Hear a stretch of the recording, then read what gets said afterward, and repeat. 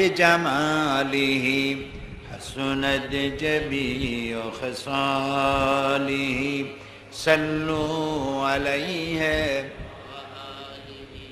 नसीम जानिबे बतहा गुजर कुन ज़हवालम मुहम्मद रा खबर कुन बलगल उला बिकमालिही कशफत दुजा बिजमालिही हसनत जमीउ खसालिही सल्लू अलैहि अल्लाहुम्मा आमीन।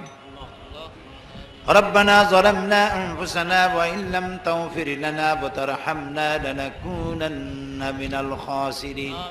आय अल्लाह ताआला হাজার হাজার মুসলমান নরনারী পল্টন ময়দানে ঐতিহাসিক তাফসীরুল কোরআন মাহফিলের দ্বিতীয় দিনে তোমার দরবারে কয়েকবার দুরূদ ও সালাম পড়ে তোমার দরবারে হাত তুলেছি। মেহেরবানি করে দুরূদ ও সালাম টুকুন সোনার মদিনায় নবী পাকের রওজা মুবারকে পৌঁছে দাও। तमाम পৃথিবীর মাটির নিচে যত মুমিন মুমিনাত শুয়ে আছেন তাদের আরওয়ার পরে সওয়াব পৌঁছে দাও রব্বুল আলামিন। এই মাহফিলের আয়োজন যারা করেছেন আর শোনার জন্য যারা এসেছেন, কিয়ামতের দিন মুসিবতের সময় এই মাহফিল আমাদের সকলের জন্য নাজাতের ওসিলা বানিয়ে দিও আল্লাহ। या रब करम तू अगर करे वो बात दे जुबां को जो दिल पर असर करे। रब्बना तक़ब्बल मिन्ना इन्नका अंतस समीउल अलीम व तुब अलैना इन्नका अंतत तव्वाबुर रहीम। सुब्हान रब्बिका रब्बिल इज्जति अम्मा यसिफून व सलामुन अलल मुरसलीन वल्हम्दुलिल्लाहि रब्बिल आलामीन। জিজ্ঞেস করেন মুয়াজ্জিন চিল্লাও কেন, নামাজের দিকে আসলে কি হবে? মুয়াজ্জিন দ্বিতীয় পংক্তিতে বলে হাইয়া আলাল ফালা, এসো কল্যাণের দিকে। নামাজ পড়লি তোমার কল্যাণ হবে, মঙ্গল হবে, কপাল খুলে যাবে, তোমার ভাগ্য খুলে যাবে। আল্লাহর সিজদা দাও। সমস্ত নবী ইন্তেকালের সময় সব নবীরা উম্মতের জন্য নামাজের কথা বলে গিয়েছেন। প্রিয় ভাই, সব যত ইবাদত আমরা করি, রোজা করি, যাকাত দেই, হজ করি, এ সব আল্লাহ দুনিয়ায় দিয়েছেন। নামাজের এত বড় গুরুত্ব যে আল্লাহ রাব্বুল আলামিন এই নামাজকে আল্লাহ তার নবীকে আরশে আজিমে ডেকে নিয়ে নামাজ উপহার দিয়েছেন। গুরুত্ব কি কম না বেশি?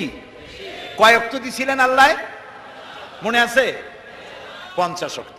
মুসা আলাইহিস সালামের সাথে দেখা হলো, তিনি জিজ্ঞেস করলেন ইয়া রাসূলুল্লাহ, আল্লাহ আপনারে কি দিল উপহার? তিনি বললেন আমারে আল্লাহ 50 ওয়াক্ত নামাজ দিছে। রাসূলুল্লাহ হযরত মুসা আলাইহিস সালাম বললেন আপনার উম্মতে 50 ওয়াক্ত নামাজ পড়তে পারবে না, খুব কষ্ট হবে, আপনি আল্লাহরে কোন যেন কমায় দেয়। তিনি গেলেন, আল্লাহ তাআলা 10 ওয়াক্ত কমায় দিলেন। আবার আসলেন, আবার মুসা আলাইহিস সালাম একই কথা বললেন, আবার গেলেন, কমাইতে কমাইতে 5। মুসা আলাইহিস সালাম বললেন এই 5 ওয়াক্ত হয়তো পারবেন, আপনি আরো কমান। রাসূলুল্লাহ বললেন মুসা আলাইহিস সালামকে যে আমার পক্ষে আর সম্ভব না, আল্লাহ আমারে দিতে চায় আর আপনি খালি কোন কমান। আমার এখন শরম করে আল্লাহর কাছে, আমি কেমনে কই যে আরো কমান। রাসূলুল্লাহর এই মনোভাব আল্লাহ বুঝতে পারলেন। আল্লাহ রাব্বুল আলামিন বলেন আমার নবী, আমি তো 50 ওয়াক্তই দিয়েছিলাম, আপনার কনসেশনের দাবিতে আমি কমাতে কমাতে 5 ওয়াক্তই দিয়ে দিলাম, কিন্তু আমি তো বলেছি 50 ওয়াক্তের কথা। আমার যে মুমিন বান্দা 5 ওয়াক্ত নামাজ সঠিকভাবে আদায় করবে, আমি রব্বুল আলামিন 50 ওয়াক্তের সওয়াব দিয়ে দেব। তো যে ব্যক্তি 5 ওয়াক্ত নামাজ পড়লো, সে গেইন করলো কত ওয়াক্ত? জোরে বলেন। 5 ওয়াক্ত যে আদায় করলো 50 ওয়াক্ত গেইন করলো, আর যে 5 ওয়াক্ত আদায় করলো না 50 ওয়াক্ত লস করলো। এবার বলেন ভাইরা, শয়তান আল্লাহর হুকুম নষ্ট করছিল কয়টা? বলেন। মাত্র একটি হুকুম লঙ্ঘন করেছিল শয়তান, নাম ছিল ইবলিস। হয়ে গেল কি? শয়তান। কন্যা কি হইল? জম্মের মতো শয়তান হয়ে গেল একটা হুকুম লঙ্ঘন করে। এবার বলেন তো 5 ওয়াক্ত নামাজের মধ্যে আল্লাহর হুকুম কয়টা? কি কয় 5? 5 ওয়াক্ত নামাজে আল্লাহর হুকুম 17টা, বলেন না কয়টা? শয়তানের সারা জীবন একটা হুকুম লঙ্ঘন করেছে। আর যে মুসলমান নামধারী দৈনিক 5 ওয়াক্ত নামাজ নষ্ট করে, সে আল্লাহর 17টা হুকুম লঙ্ঘন করে প্রতিদিন। শয়তান তাকে দূরের থেকে সেলুট মারে, বাবা তুমি আমার বাপ না, তুমি আমার দাদা। কারণ একটা হুকুম লঙ্ঘন করে আমি হয়েছি শয়তান, আর তুমি দৈনিক 17টা হুকুম ভাঙবো আল্লাহ, তোমার উপরে তো গজব হবে। শয়তান এই জন্য ওই ট্রাকের পিছনে লেখা আছে না, বিপদ মুক্ত দূরত্ব বজায় রেখে চলুন। শয়তান ও বেনামাজি থেকে বিপদ মুক্ত দূরত্ব বজায় রেখে চলে। কোন ফাঁকে ওর গপরে গজব হয় সে ভয়তে শয়তান তার থেকে দূরে থাকে। শয়তানের চাইতেও নিকৃষ্ট যে মুসলমান নামাজ পড়ে না। মুসলমান ভাইরা, হযরত লোকমান তার সন্তানকে ছোট্ট অবস্থায় বলতেছেন, বাবা ও আমার কলিজার টুকরা, নামাজ ছেড়ে দিও না। সুবহানাল্লাহ কর। আজকে বাড়ি যায়া বউরে, ছেলের মেয়েরে নামাজের কথা বলবেন, বলবেন নামাজের কথা। আল্লাহর নবী ইন্তেকাল করবেন, তার 5 দিন আগে প্রচন্ড জ্বর হলো রাসূলুল্লাহ। এই প্রচন্ড জ্বরে তিনি কখনো হুঁশে আসেন, কখনো বেহুশ হয়ে যান। যেদিন ইন্তেকাল করবেন সেদিন তিনি মসজিদে নববীতে প্রবেশ করলেন, মেম্বরের উপরে দাঁড়িয়ে বললেন, আল্লাহ রাব্বুল আলামিন এই পৃথিবীতে তার এক বান্দাকে জাগতিক সব সম্পদ দিতে চেয়েছিলেন, কিন্তু তিনি সমস্ত সম্পদকে উপেক্ষা করে আল্লাহর সঙ্গে দিদার করা পছন্দ করেছেন। কেউ কিছু বুঝলো না। হযরত আবু বকর কাঁদতে থাকলেন। লোকেরা মনে করলো তিনি এত কাঁদেন কেন, রাসূল কার না কার কথা বলেছেন। কিন্তু জ্ঞানবৃদ্ধ বয়োবৃদ্ধ হযরত আবু বকর বুঝতে পেরেছেন, তামাম পৃথিবীর সব সম্পদ আল্লাহ তো তার রাসূলকেই দিতে চেয়েছিলেন। নবীজি সবগুলিকে উপেক্ষা করে আল্লাহর সঙ্গে দিদার করা পছন্দ করেছেন। তার মানে হলো অল্প সময়ের ভিতরে, অল্প দিনের ভিতরে তিনি আমাদেরকে এতিম করে শোক সাগরে ভাসিয়ে চলে যাবেন। যেদিন ইন্তেকাল করবেন ওই রাতে ইশার নামাজের সময় অনেকক্ষণ অপেক্ষা করলো সাহাবায়ে কেরাম। রাসূলুল্লাহ যেতে পারেন নাই, তিনি বেহুশ ছিলেন। কিছুক্ষণ পরে রাসূলের যখন হুঁশ এলো, তিনি প্রশ্ন করলেন, আয়েশা মসজিদে নববীতে এখন কি হচ্ছে? তিনি বললেন, লোকেরা আপনার অপেক্ষা করে আপনাকে না পাইয়া আমার বাবার ইমামতিতে সাহাবীরা নামাজ পড়তেছেন। কিন্তু সাহাবীরা সবাই কাঁদতেছি। তাদের সবাই ধারণা রাসূলুল্লাহ যায় নামাজে কেউতে পর্যন্ত দাঁড়াতে পারে নাই। আজ যখন রাসূল নাই, আবু বকর এসে দাঁড়িয়েছেন, বোঝা গেল রাসূলের পেছনে নামাজ পড়া আমাদের কিসমতে আর হবে না। আল্লাহর নবী বলেন, আয়েশা রে মসজিদে নববীর দিকের একটা দরজা খুলে দাও, আমি একটু নামাজের দৃশ্য দেখতে চাই। দরজা খুলে দেওয়া হলো। রাসূলুল্লাহ হযরত আয়েশার কাঁধের উপরে ভর করে মসজিদের নববীর নামাজের দৃশ্য দেখে আবার শুয়ে পড়লেন। হযরত আয়েশা লক্ষ্য করে দেখেন নবীজির চোখের কোনা বেয়ে পানি টপ টপ করে পড়ছে। হযরত আয়েশা প্রশ্ন করলেন, ইয়া রাসূলুল্লাহ নামাজের দৃশ্য দেখে কাঁদেন কেন? নবীজি বললেন, আয়েশা জানো না, এটা কোনো দুঃখের কান্না নয়, এটা আমার তৃপ্তির পানি, আমার সুখের কান্না। এই নামাজের জামাতকে কায়েম করার জন্য তায়েফের ময়দানে অনেক রক্ত আমার ঝরেছে, সাহাবায়ে কেরাম জীবন দিয়েছেন, উহুদের মাঠে দান দান শহীদ হয়েছে। সেই কষ্টের পর যে জামাত আমি দেখতে পেলাম, আমার ভবিষ্যতের চিত্র চোখের সামনে ভেসে উঠল। আমার মনে হলো কিয়ামত পর্যন্ত আমার উম্মতের এভাবে নামাজ আদায় করবে।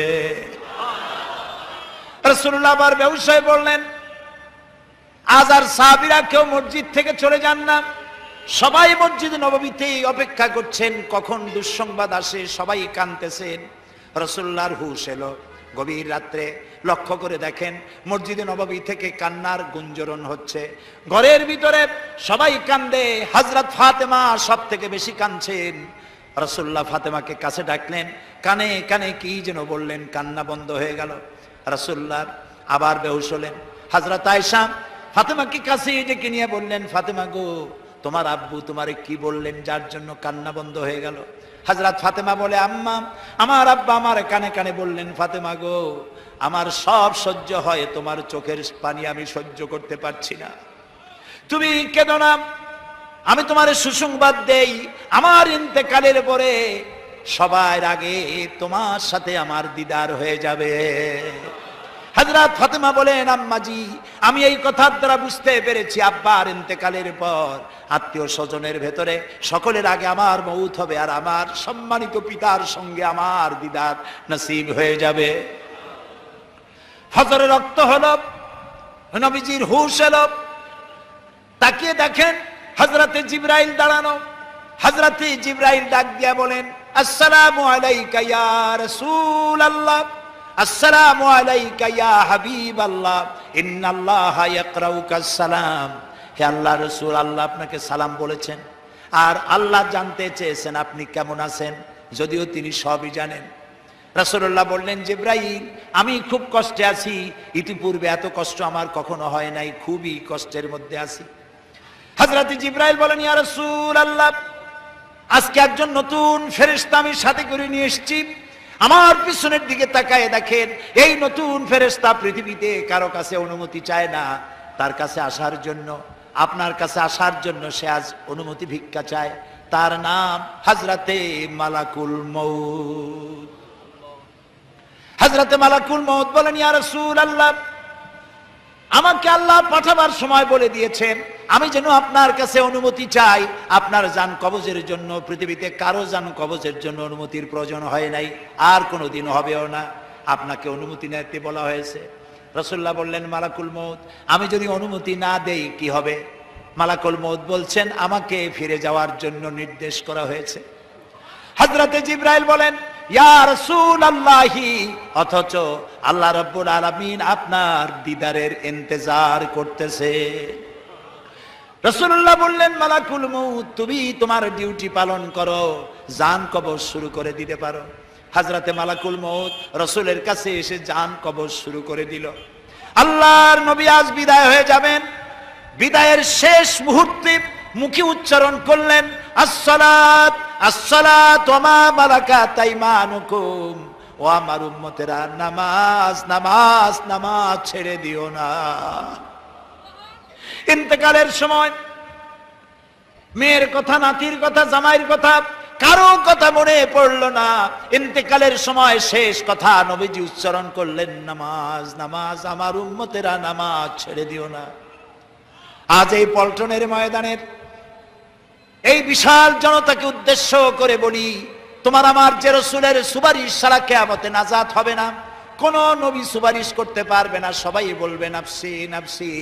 কেবলমাত্র রাসূলুল্লাহ যেদিন উম্মতের জন্য কাঁদবেন, সুপারিশ করবেন, সেই নবীর হুকুম, আল্লাহর হুকুম অমান্য করে যারা নামাজ ছেড়ে দেয়, দুনিয়াও বরবাদ হবে, কিয়ামতও বরবাদ হবে। আজ আমরা আল্লাহর কাছে ওয়াদা করব, নামাজ আর জীবনে ছেড়ে দেব না। এই ওয়াদা কি করা যাবে? করতে পারবেন? শুধুমাত্র যারা ওয়াদা করতে পারবে তারা, যারা ওয়াদা রক্ষা করতে পারবেন না তাদের হাত উঠাবার কোনো প্রয়োজন নাই। দুই হাত উঁচু করেন, বলেন ইয়া আল্লাহ। সবাই বলেন ইয়া আল্লাহ, তোমার পবিত্র নামে কসম করি, ওয়াদা করি, শপথ করি, যতদিন পর্যন্ত মালাকুল মউত আমার মাথার কাছে না আসতেছে ততদিন পর্যন্ত ফরজ নামাজ, ফরজ রোজা আর ছেড়ে দেব না, আর ছেড়ে দেব না, আর ছেড়ে দেব না। এবার বলেন ইয়া আল্লাহ, আমার মৃত্যু পর্যন্ত আমার আজকের এই ওয়াদা আমাকে পালন করার তৌফিক দাও। আমিন আমিন ইয়া রাব্বাল আলামিন। হাত নামান, আল্লাহ কবুল করুন, আমরা বলি আমিন। আল্লাহ কবুল করুন, আমরা বলি আমিন।